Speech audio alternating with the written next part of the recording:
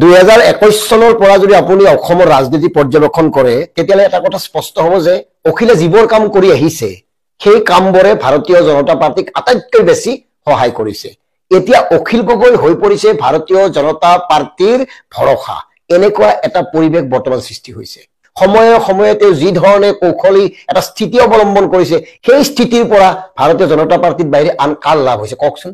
এয়া অখিল গগৈৰ ৰাজনৈতিক অপৰিপক্কতাৰ বাবে হৈছে এনে কৌশলগত কাৰণত কৰিছে এই কথাবোৰ কিন্তু বিশ্লেষণ কৰাৰ প্ৰয়োজন আছে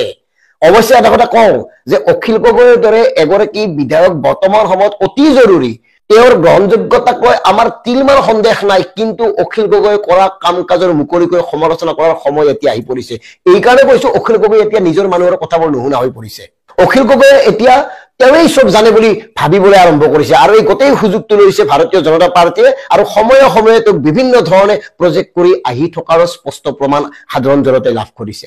এনেকুৱা সময়ত অখিল গগৈ কিছুমান কথা কৈ দিয়ে মূল ইস্যুবোৰ কৰবাৰ পৰা কৰবালৈ গুচি যায় গীতাশ্ৰী তামুলীক লৈ বিতৰ্ক হল লাভ কি হল অসমত যে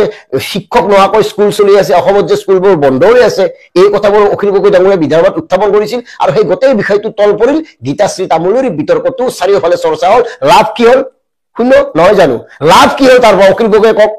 তাৰ পৰৱৰ্তী সময়ত অশোক সিংঘল ডাঙৰীয়াৰ ভাওনা বিতৰ্ক এটা চলিল মানে বিৰাট কিবা এটা ঘটনা ঘটিল অথচ কত প্ৰমাণ নাই আনুমানিক বিষয় এটাক নিৰ্ভৰ কৰি সকলোবোৰ সংবাদ মাধ্যম জপিয়াই পৰে আৰু এটা কথা সংবাদ মাধ্যম কাৰ মতে চলে এই কথাটো নকলেও আপোনালোকে বুজি পায় তাৰ পিছত কি হল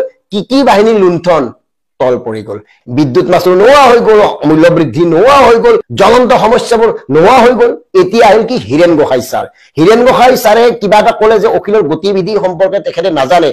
আৰু তাৰ তাৎক্ষণিক প্ৰতিক্ৰিয়া হিচাপে অখিল গগৈ ডাঙৰীয়াই যিবোৰ কথা কলে সেই কথাবোৰ এতিয়া অখিল গগৈ নিজৰ মাজতে বিভেদৰ সৃষ্টি কৰিছে যাৰ বাবে অখিল গগৈ ডাঙৰীয়া ৰাইজৰ দলৰ কেন্দ্ৰীয় এগৰাকী বিষয়ববীয়াই স্পষ্টভাৱে কিছুমান কথা উল্লেখ কৰিছে আৰু সেই কথাবোৰ কোনেও নুই কৰিব নোৱাৰে জ্ঞানেন্দ্ৰ চক্ৰৱৰ্তী ডাঙৰীয়াই কোৱা কথাবোৰ কিন্তু কোনে নুই কৰিব পাৰে কওক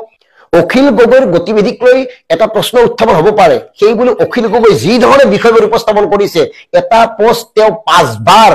এডিট কৰিছে অথচ ডিলিট নকৰিলে অখিল গগৈৰ একাংশ গুণমুগ্ধ অনুৰোগীয়ে বাৰে বাৰে অনুৰোধ কৰিছিল আপুনি পোষ্টটো ডিলিট কৰক আছে এইখিনি সময়ত আপুনি সাধাৰণ জনতাৰ কাষত থাকক সাধাৰণ জনতাই আপোনাক বিচাৰিছে গতিকে সাধাৰণ জনতাক বিভ্ৰান্ত কৰিব পৰা এই ধৰণৰ পোষ্ট আপুনি ডিলিট কৰক কিন্তু তেওঁ ডিলিট নকৰিলে 5 বাৰ এডিট কৰি একেই স্থিতিতে অটল হৈ থাকিল গতিকে এতিয়া আপোনালোকে কওক অখিল গগৈ কাক সহায় কৰি আছে অখিল গগৈ কাৰ হৈ কাম কৰি থকা বুলি আপোনালোকৰ মনে ক'বলৈ বাধ্য হৈছে কওক 24ৰ উপনিৰ্বাচনত বিহালীত অখিল গগৈ কিমান দিন গল সেইখিনি সময়ত তেওঁ থাকিব লাগিছিল বিহালীত তাৰ বিপৰীতে তেওঁ আছিল অন্যান্য সমষ্টিবিলাকত মানে কথাবোৰ চাওক কেনেকৈ সহায় কৰি আহিছে গতিকে অখিল গগৈ ডাঙৰীয়াক আমি দিকে দিকে ক'ব খুজিছো আপুনি কংগ্ৰেছৰ কাৰ্যকালত যিমানবাৰ জেললৈ গৈছিল তাতকৈ বিজেপিৰ কাৰ্যকালত বেছিকৈ নহলে কম জেলত যোৱা নাই আপুনি গতিকে দুয়ো দলৰ শাসনৰ সময়ত নিৰ্যাতিত হৈছে আপুনি জেললৈ গৈছে তাৰ পিছত কিয় আপুনি ৰাজনৈতিকভাৱে পৰিপক্ক হ'ব পৰা নাই যিখিনি সময়ত আটাইতকৈ প্ৰয়োজন ঐক্যবদ্ধ শক্তিৰ যিখিনি সময়ত প্ৰতিটো দল একত্ৰিত হোৱাৰ প্ৰয়োজন সেইখিনি সময়ত আপুনি এনেকুৱা কথাবোৰ কৈ কিয় বেলেগ ফালে লৈ যাব খোজে কিয় বেলেগ ফালে লৈ গৈ আছে কওক সিদিনাখন মুখ্যমন্ত্ৰীৰ লগত আপোনাৰ ইমান দুৰ্বাদল কাজিয়া বিধানসভাৰ মজিয়াত আৰু তাৰ পিছত মুখ্যমন্ত্ৰী ডাঙৰীয়াৰ যি ইনোভাৰ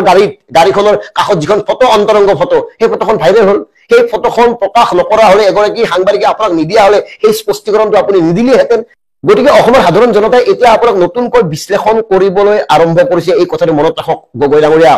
আৰু প্ৰিয় দৰ্শক মন কৰিব ডক্টৰ হিমন্ত বিশ্ব শৰ্মা ডাঙৰীয়াই অখিল গগৈৰ মনস্তত্ব সাংঘাতিকভাৱে জানে আৰু সেইকাৰণে বাহিৰত আহি ইমান ধুনীয়াকৈ কথা পাতে তেওঁ যি বিচাৰে তাকে দিয়ে তেওঁৰ লগত বিভিন্ন ধৰণৰ বিতৰ্কত লিপ্ত হয় অথচ